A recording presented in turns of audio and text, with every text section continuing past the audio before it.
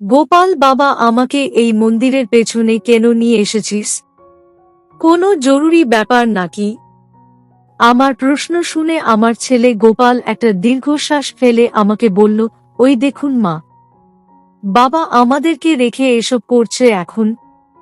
আমি আমার ছেলে গোপালের কথাটা ঠিক বুঝতে পারলাম না। আমি আমার ছেলে গোপালের কথা মতো মন্দিরের পাশে তাকাতেই যা দেখতে পেলাম, তা দেখার জন্য আমি মোটেও প্রস্তুত ছিলাম না। আমি দেখতে পেলাম আমার স্বামী কবির অন্য কারোর সাথে। হ্যালো আমার কলিজার বন্ধুরা, কেমন আছো সবাই?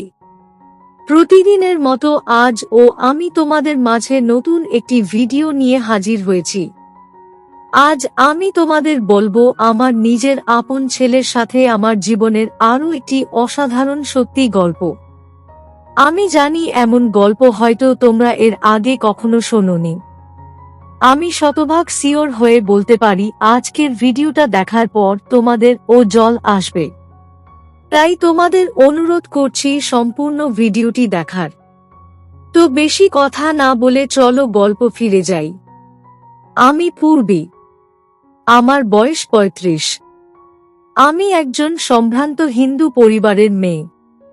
আমি বিবাহিত, আমার এক সন্তান আছে।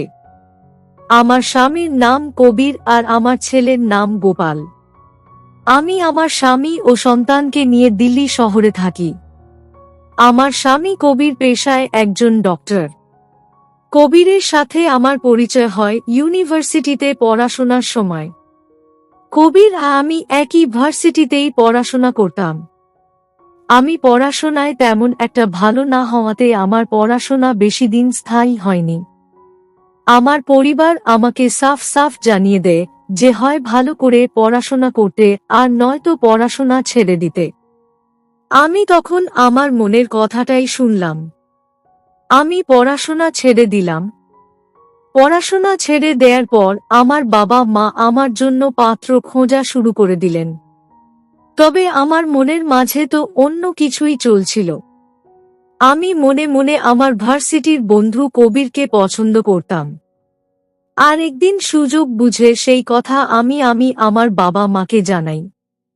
আমার বাবা মা যদিও প্রথম আমার কথায় তেমন কোনো গুরুত্ব না দিলেও আমার জেদ করা দেখে এক পর্যায়ে কবিরের সাথে তারা মিটিং ফিক্স করল। সেই দিন আমি অনেক বেশি খুশি ছিলাম, কারণ আমি আপন মনে ধরেই নিয়েছিলাম যে আমার জীবনের স্বামী হিসেবে কবির আসতে চলেছে। বলে রাখা ভালো, আমার পরিবার অত্যন্ত ধনী পরিবার ছিল। আমাদের কখনো অর্থনৈতিক সমস্যার মধ্যে পড়তে হয়নি। আমার বাবা মা কবিরের সাথে কথা বলার পর তারা অনেক খুশি হলেন আর আমার সাথে কবিরের বিয়ের দিন তারিখ ফাইনাল করলেন। সবকিছু ভালোই চলছিল। আমি সহ আমার পুরো পরিবার খুশি ছিল। দেখতে দেখতে বিয়ের দিন গড়িয়ে আসলো আর আমার বিয়ে হয়ে গেল। বিয়ে হয়ে যাওয়ার পর 1 বছর কোথা দিয়ে চলে গেল তা আমি ঠিক বলতে পারবো না। 1 বছর পর সবকিছুই আচমকা বদলে যেতে শুরু করলো। কবির আমার সাথে ছোট ছোট বিষয় নিয়ে ঝগড়া করতে লাগলো। এর মাঝেই আমার কোল আলো করে আমার ছেলে গোপাল চলে আসলো। গোপাল আসাতে বাড়ির সবাই খুশি ছিলেন। আমিও ভেবেছিলাম এবার হয়তো সবকিছু ঠিক হয়ে যাবে, কিন্তু না, আমি ভুল ছিলাম। কোনো কিছুই ঠিক হয়নি। বরং আমার স্বামী কবিরের ব্যবহার ঠিক আগের থেকে আরো বেশি বিগড়ে যায়। আমি অনেক চেষ্টা করেছি সবকিছু ঠিক করার, তবে আমি বুঝতে পারছি না যে আসলে তিনি আমার সাথে এমন করছেন কেন। ধীরে ধীরে আমি সবকিছু ঠিক করার চেষ্টা করা ছেড়ে দিলাম। আমার স্বামী কবিরের এমন ব্যবহার আমার কাছে অভ্যাসে পরিণত হলো। আমি আমার স্বামী কবিরের চিন্তা ছেড়ে দিয়ে আমার ছেলে গোপালকে নিয়ে চিন্তা করা শুরু করি। আমি সব সময় চাইতাম আমার ছেলেটা যেন তার বাবার মতো না হয়। আর এই কারণে আমি সব সময় আমার ছেলে গোপালের সাথে কথা বলতাম, তার সাথে ঘুরতে যেতাম, যাতে করে গোপাল না কখনো আমাকে দোষারোপ করতে পারে যে পিতা মাতার দায়িত্ব আমি পালন করতে পারিনি। আমি আমার ছেলে গোপালের যেমন খেয়াল রাখি ঠিক তেমন আমার ছেলে গোপাল ও আমার খুব খেয়াল রাখে। আমি আমার ছেলের উজ্জ্বল ভবিষ্যতের কথা চিন্তা করে গোপালকে ভালো স্কুলে ভর্তি করে দিয়েছি, যাতে তার পড়াশোনায় আরও ভালো গতি আসে। আমার স্বামী কবির সারা দিন হসপিটালে পড়ে থাকত, আর আমি সারা দিন এই সংসারে। আমার ছেলে হয়তো আমার কেয়ার করত ঠিক, তবে কেন যেন আমার মনের মাঝে তীব্র ইচ্ছে হতো আমার স্বামীর সাথে একটু হেসে কথা বলার, তবে সেটা কখনোই সম্ভব হতো না। আমি বাহির থেকে নিজেকে হাসি খুশি দেখালেও ভিতর থেকে আমি কখনোই খুশি ছিলাম না। আমি সকাল বেলা নিজের ঘরের বিছানা গুছিয়ে নিতে নিতে আপন মনে এসব ছাই পাশ চিন্তা করছি। প্রায় মিনিট খানেক সময় এসব নিয়ে চিন্তা করতেই আচমকা আমার মনে পড়ে গেল আমার ছেলে গোপালের কথা। আজ তো গোপালের ক্লাস আছে, আমি তো এখনো গোপালকে ডেকে দেইনি। আমার ছেলে গোপালের কথা মাথায় আসতেই আমি বিছানা গোছাতে রেখে দিয়ে দ্রুত নিজের ঘর থেকে বেরিয়ে সোজা চলে গেলাম আমার ছেলে গোপালের ঘরের সামনে। আমার হয়েছে জ্বালা, এই ছেলেটা আমি না ডেকে দিলে একদিন ও ঘুম থেকে সঠিক সময় উঠতে পারে না। কি জানি ওকে সারা জীবন ধরে ডাকার জন্য আমি কি থাকবো নাকি। আমি আমার ছেলে গোপালের ঘরের সামনে এসে দাঁড়াতেই দেখতে পেলাম আমার ছেলে ঘুমিয়ে আছে, ঠিক আমি যেমনটা ভেবেছিলাম। আমি গোপালের ঘরে প্রবেশ করে গোপালকে ডেকে দিয়ে বলতে লাগলাম, গোপাল বাবা, আমার উঠে পড়, ক্লাসে যাওয়ার সময় হয়ে এসেছে তো। এখন যদি না যাস তবে অনেক লেট হয়ে যাবে বাবা। উঠে পড়, মা কিন্তু রাগ করবে বাবা। আমার কথাটা শেষ হতেই গোপাল ঘুম ঘুম কণ্ঠে আমাকে বলল, মা আজ স্কুলে যেতে ইচ্ছে করছে না, আজ একটু বেশি ঘুম পাচ্ছে আমার। আমি গোপালের কথা শুনে খানেক অভিমান করে বললাম, খোকা এসব কথা বললে চলবে না, সামনেই লক্ষ্মী পূজার বন্ধ চলে আসবে, এখন তো স্কুলে যেতেই হবে, তাড়াতাড়ি কর বাবা, তা না হলে লেট হয়ে যাবি। আমার কথা শুনে গোপাল ঘুম থেকে উঠে পড়ল। আমি আমার ছেলে গোপালের মুখের দিকে তাকিয়ে বেশ বুঝতে পারছি যে গোপালের মন খারাপ হয়ে আছে, কিন্তু আমি এখন আমার ছেলের ভবিষ্যৎ নিয়ে চিন্তা করছি, আর ভালো ভবিষ্যৎ গড়ার জন্য একটা পরিশ্রম করতেই হবে। আমি গোপালকে ডেকে দিয়ে চলে গেলাম কিচেনে খাবার রান্না করার জন্য।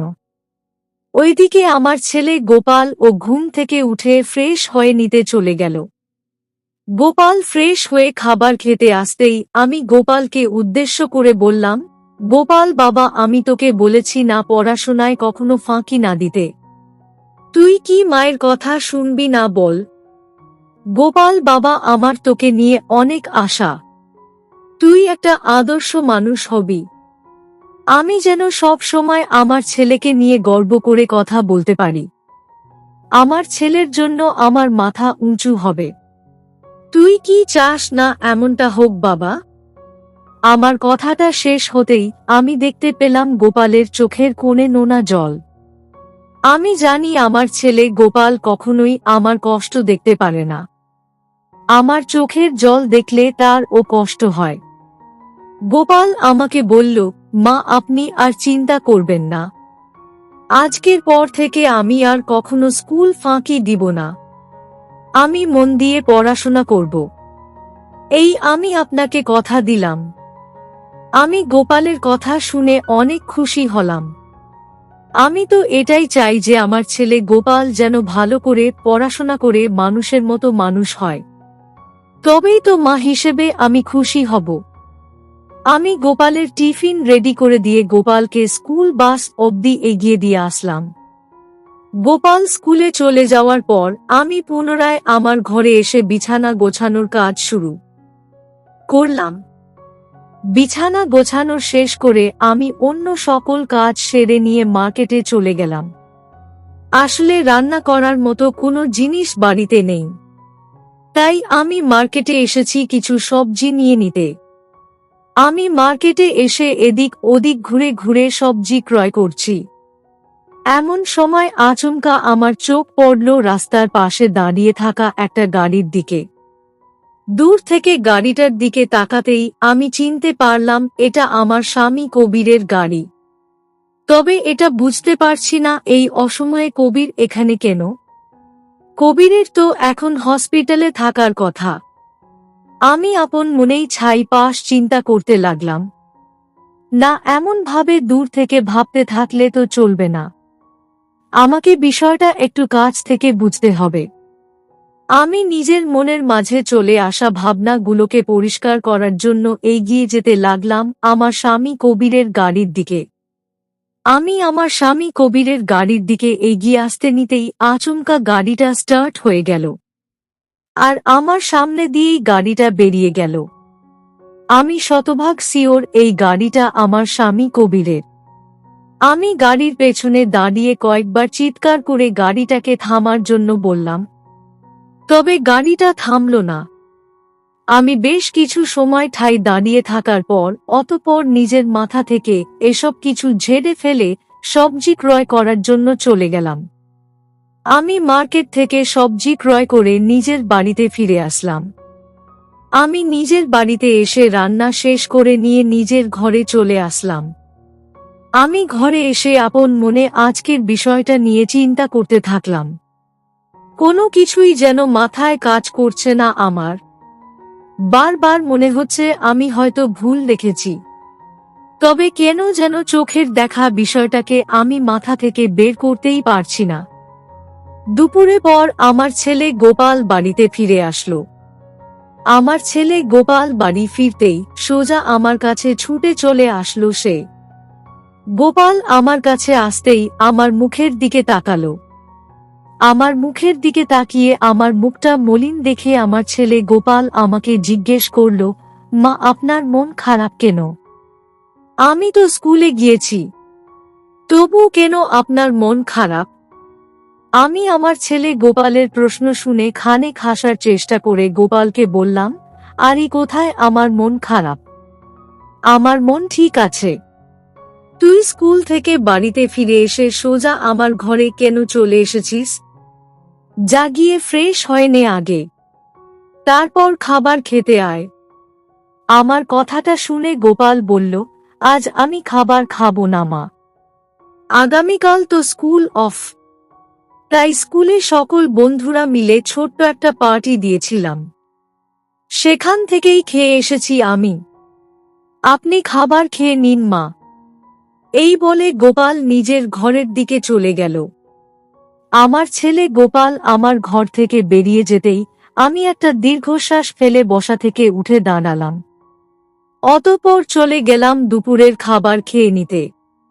রাতের দিকে আমার স্বামী কবির তো বাড়িতে ফিরে আসলো, তবে তাকে কিছু জিজ্ঞেস করার মতো সাহস আমার হয়ে উঠল না। তাই আমি নিজের মনের মাঝেই সবকিছু চাপা রাখলাম। পরদিন সকালে আমি আর আমার ছেলে গোপাল চলে গেলাম মন্দিরে। কবিরকে বলেছিলাম সে যেন আমাদের সাথে মন্দিরে আসে। তবে কবির তো আমার কথা শোনার জন্য বাধ্য নয়। সে সরাসরি আমার মুখের উপর বলে দিয়েছে সে আসতে পারবে না। আমিও আর কবিরকে কিছু বলিনি, যেহেতু সে কখনোই আমাদের কোনো কিছুতে আগ্রহ দেখায়নি। তখন আমি কেন তাকে বারবার একটা কথা বলতে যাব? আমি আমার ছেলে গোপালকে নিয়ে মন্দিরে পুজো দেওয়ার জন্য চলে আসি। মন্দিরে আসতেই আমার ছেলে গোপাল এদিক ওদিক ছোটাছুটি করতে লাগলো। আমিও গোপালকে কিছু বললাম না, ছোট মানুষ ঘুরে দেখুক। আমি আমার মতো পুজো করতে লাগলাম। আমি আমার পুজো দেয়া শেষ করতেই আমার ছেলে গোপাল কোথা থেকে যেন দৌড়ে এসে আমার হাত ধরে বলল, মা, আমার সাথে আপনি এখনই চলুন। এই বলে আমার হাত ধরে টানতে টানতে আমাকে সে মন্দিরের পেছনের দিকে নিয়ে চলে আসলো। আমি কিছুই বুঝতে পারছি না। আমি আমার ছেলে গোপালকে জিজ্ঞেস করলাম, গোপাল বাবা, আমাকে এই মন্দিরের পেছনে কেন নিয়ে এসেছিস? কোনো জরুরি ব্যাপার নাকি? আমার প্রশ্ন শুনে আমার ছেলে গোপাল একটা দীর্ঘশ্বাস ফেলে আমাকে বলল, ওই দেখুন মা, বাবা আমাদেরকে রেখে এসব করছে এখন? আমি আমার ছেলে গোপালের কথাটা ঠিক বুঝতে পারলাম না। আমি আমার ছেলে গোপালের কথা মতো মন্দিরের পাশে তাকাতেই যা দেখতে পেলাম, তা দেখার জন্য আমি মোটেও প্রস্তুত ছিলাম না। আমি দেখতে পেলাম আমার স্বামী কবির অন্য কারোর সাথে গল্প করছে। এটা দেখার পর আমি আর কিছু বললাম না। গোপালকে আমার সাথে করে নিয়ে বাড়ি ফিরে আসলাম। এত বছর পর আমি বুঝতে পারলাম আমার স্বামীর আসল সমস্যা কোথায়। আসলে সে আমার সাথে নয়, বরং অন্য কারোর সাথে বেশি খুশি। আমি মন্দির থেকে বাড়িতে ফিরে নিজের ঘরে বসেই ছিলাম মন মরা হয়ে। এইদিকে আমার ছেলে গোপাল বারবার আমাকে জিজ্ঞেস করছে কি হয়েছে আমার। আমি তো আর তাকে বলতে পারছি না আমার মনের কষ্ট। তাই আমি বিষয়টাকে এড়িয়ে যাওয়ার চেষ্টা করছি। তবে আমার ছেলে গোপাল ও নাছোড় বান্দা। আমার মন ভালো করার জন্য সে অনেক কিছু বলছে। এক পর্যায়ে আমি চরম বিরক্ত বোধ করে গোপালকে ঝাড়ি দিয়ে বললাম, কি হয়েছে কি তোর? আমি বললাম না তোকে তোর ঘরে যেতে। আমার কথা কি কানে যায় না তোর? আমার ঝাড়ি খেয়ে গোপাল মলিন কণ্ঠে আমাকে বলল, মা আপনি রেগে যাচ্ছেন কেন? আমি জানি আপনার মন ভালো নেই। আমি বুঝতে পারছি সব। কিন্তু কি করবেন মা? বাবা তো সব সময় আমাদের থেকে দূরেই থেকেছে। বাবার কথা আপনার ভুলে যাওয়া উচিত। প্লিজ মা আপনি মন খারাপ করে থাকবেন না। আমি গোপালের কথা শুনে বললাম, কেন আমি মন খারাপ করে থাকব না? আমি মন খারাপ করে থাকলেই বা তোর কি সমস্যা? আমার প্রশ্ন শুনে গোপাল বলল, মা আপনার মন খারাপ থাকলে আমার কোনো কিছুই ভালো লাগে না। মা আপনার পাশে তো আপনার ছেলে আছে। আপনি কেন অযথা এই সামান্য বিষয় নিয়ে মন খারাপ করছেন? আমি সব সময় আপনার কেয়ার করব। আপনি দয়া করে আর মন খারাপ করবেন না। আমি আমার ছেলে গোপালের কথা শোনার পর কি বলবো সেটাই ভেবে পাচ্ছি না। কথায় আছে না, বিধাতার নির্ণয় আমাদের ভাবনার থেকে ও অনেক বেশি। আজ মনে হচ্ছে সেটাই হচ্ছে আমার সাথে। আমি আমার ছেলে গোপালের মাথায় আলতো করে নিজের হাত রেখে হাত বুলিয়ে দিলাম। অতঃপর আমি আমার ছেলের সাথে অনেক গল্প করলাম। গোপালের সাথে কথা বলে আমার মন খারাপ ভালো হয়ে গেল। গোপালের মতো ছেলের মা হতে পেরে আমি সত্যি অনেক খুশি। তো বন্ধুরা, এই ছিল আমার নিজের আপন ছেলের সাথে আমার জীবনের একটি সত্যি ঘটনা। তোমাদের কেমন লাগলো আজকের গল্পটা? অবশ্যই কমেন্টে জানাবেন। প্রিয় বন্ধুরা, আজকের ভিডিওটি এখানেই শেষ করলাম। যদি আমাদের ভিডিওটি আপনাদের ভালো লেগে থাকে তবে একটা লাইক করবেন এবং চ্যানেলটি সাবস্ক্রাইব করবেন। আজকের জন্য আপনাদের কাছে বিদায় নিচ্ছি। দেখা হবে আগামীকাল নতুন একটি ভিডিও নিয়ে। সে পর্যন্ত সবাই ভালো থাকবেন। ধন্যবাদ।